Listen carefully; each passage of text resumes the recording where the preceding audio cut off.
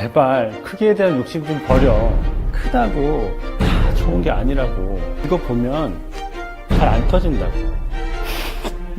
이거 진짜 부끄러운 것 같아요.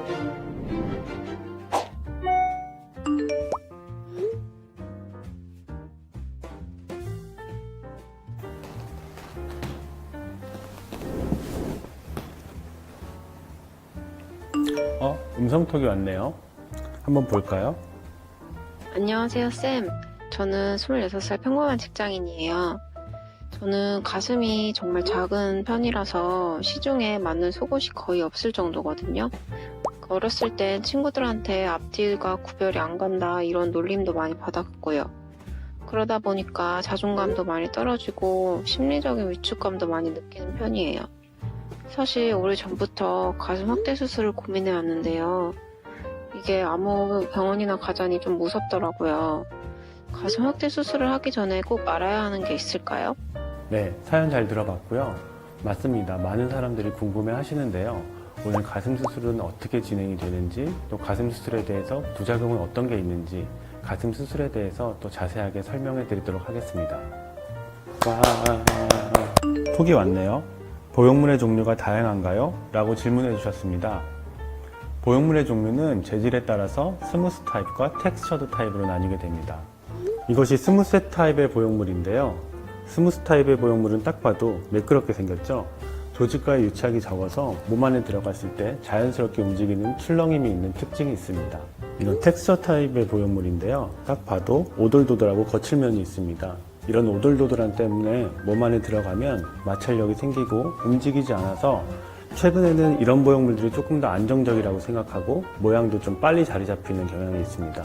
최근에는 스무스 타입, 텍스처 타입 이 장점을 합친 마이크로 텍스처 타입을 많이 사용을 하고 있습니다. 마이크로 텍스처드 타입의 특징은 부드러우면서도 자극 현상도 적고 부작용이 적어서 최근에는 가장 많이 사용하고 있는 보형물입니다.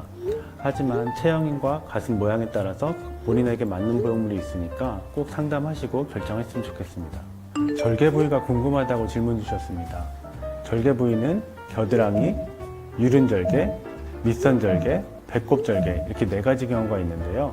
겨드랑이 절개는 보시면 절개 주름살을 따라서 수술하기 때문에 수술 부위가 가장 잘 안 보인다는 장점이 있고, 가슴 밑선 부위는 가슴과 가장 가까운 부위에서 시작하기 때문에 수술이 빨리 끝나고 통증이 적고 부작용이 적다는 장점이 있습니다.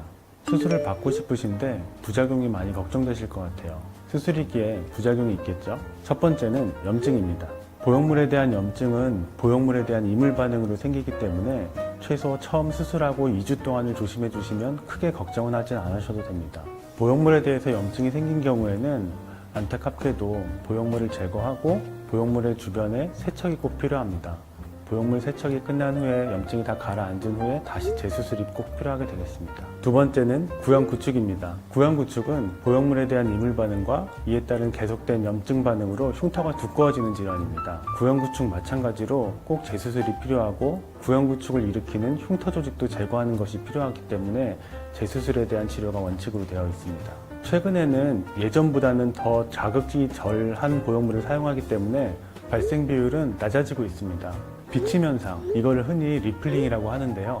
예전에는 생리식염수 보형물을 썼기 때문에 많이들 생겼지만 최근에는 많이 생기지 않는 부작용이므로 너무 날씬하신 분이 너무 크기에 욕심을 내지 않는다면 너무 걱정하실 필요는 없을 것 같습니다. 수술 잘하는 병원을 찾는 꿀팁을 알려달라고 하셨는데요. 첫 번째는 숙련된 의사와 직접 상담을 하시는 게 중요하겠습니다.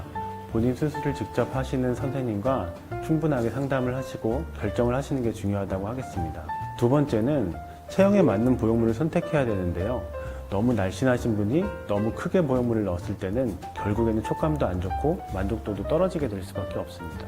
세 번째는 너무나 당연한 얘기지만 안정성이 입증된 정품 보형물을 사용하는 것이 좋겠습니다. 네 번째는 설명을 충분하게 잘 해주는 병원이 좋겠습니다. 가슴 수술은 부작용이 없을 수는 없습니다. 대신에 부작용이 생기더라도 후관리와 후처치가 철저하다면 부작용을 겪고 나서도 다시 건강하고 이쁜 가슴을 가질 수 있습니다.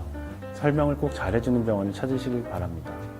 사연자분의 상담을 들어보면 작은 가슴 때문에 자신감도 떨어지고 심리적으로 위축도 되신다고 하셨는데요.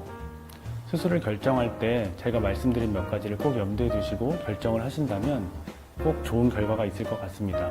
마지막으로 그렇다 하더라도 본인 가슴과 본인 신체를 가장 소중하게 생각하고 사랑하시는 게 가장 중요할 것 같습니다.